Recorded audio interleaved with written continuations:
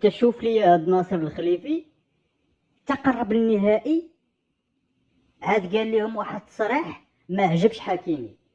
قال لهم ديمبيلي هو اللي يستاهل الكرة الذهبية.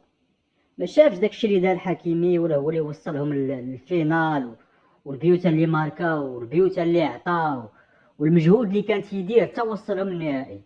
حكيمي ما عجبوش التصريح ديال ناصر الخليفي، ولكن بقى حاقد حتى هو بطريقته، بغا يوجه ليه ميساج بلي الا ما كانش حكيمي في التيران راه ما غدير حتى لعبه. جابهم حتى للنهائي، دخل التشكيله الرسميه باش يلعب الماتش كامل، ولا كيجر في رجليه بالعاني، تيمشي وتيجي، ما لعبش، ما عطاش 100، ما عطاش حتى شويه من حتى غرام من داك اللعب اللي موالف تيدير ما داروش. كيبين ناصر الخليفي بلي ها انا كاين وما غنلعبش وغنخرج وما غديش الكاس، خلي ديمبيلي ديال كيماركي. ملي بقى كيجر في رجليه طالع هواد، المدرب عارف اش كاين، لان هو دوا معاه، قال لي ما غنلعبش ما تلعبنيش، قال له خصك تلعب، قال لي ما تلعبنيش، قال لي لا دخلت راه ما غنديرش لعبي، ودخل وبقى كيجر في رجليه. المدرب فهم، قال غنخليه ما يبقى جار في رجليه الماتش كامل، ما غنديرو حتى حاجه، ندخل واحد اخر في بلاصتو. خرجو، دخل واحد اخر في بلاصتو.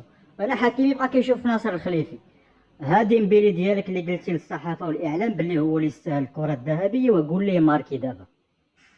خسروا ب3-0، خسروا ب3-0 وما سالاتش هنا. المشكل كبر من هادشي هذا. الجمهور تفرج في الماتش، الجمهور ديال باريس سان جيرمان اللي تيموتوا على الفرقه تفرجوا في الماتش، شافوا حكيمي اش دار، كانوا متفقين معاه. اي واحد في بلاصتو من الجمهور في بلاصه حكيمي غيدير نفس الشيء اللي دار حكيمي، باش يلعب ويعطي النفس 100%، ويأهل الفريق ويساهم بالبيوت ويساهم بالتمريرات.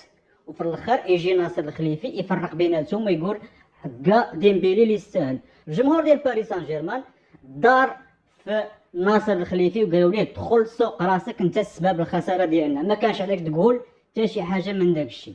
ما تأهل لا ديمبيلي ولا اشرف حكيمي، سد فمك وخلي الناس المسؤولين هما اللي يقرروا شكون اللي غادي يربح هاد الكره الذهبيه. حنا الاهم ديالنا هما نربحوا داك الكاس النهائي. ها انت خرجتي عليا دابا، انت هضرتي واحد الهضره ما عجباتش حكيمي، حكيمي ما بغاش يلعب الماتش، حنا خسرنا. ودابا راهم منوضين قرباله في باري في النادي ديال باريس سان جيرمان ضد ناصر الخليفي على ود داك التصريح وعلى ود حكيمي.